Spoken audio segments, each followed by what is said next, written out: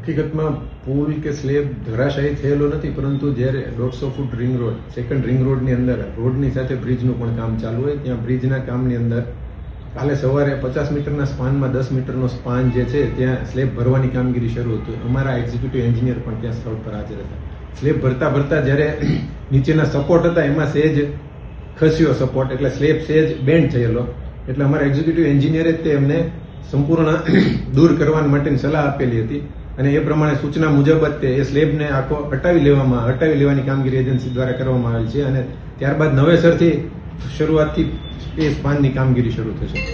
Slab જે band વળ્યો તો એનું કારણ કઈ કોઈ નબળી ગુણવત્તા કે એવું કઈ? ના, એવી કોઈ એ ટેકા જ હોય છે, એટલે ટેકામાં ઉપર જેમ વજન થતું જાય, સ્લેબનું વજન વધતું જાય, કારણ કે એપ્રોક્સિમેટ 200 ટનનો એ સ્લેબ થશે, એટલે સ્લેબનું વજન વધતું જાય જેથી ટેકા સેટલ થતા હોય. જેમ જેમ વજન વધતું હોય એમાંથી એક ટેકો જે હશે એમાં સહેજ પેલું થયેલું હશે, એટલા માટે આ સહેજ બેન્ડ થયેલો ને એમના આધારે આપણી સૂચનાને આધારે જ એજન્સીએ એ સંપૂર્ણ દૂર કરવાની કામગીરી કરી. કોઈ જાનહાની ત્યારે કોઈ પણ પ્રકારની જાનહાની થયેલી નથી.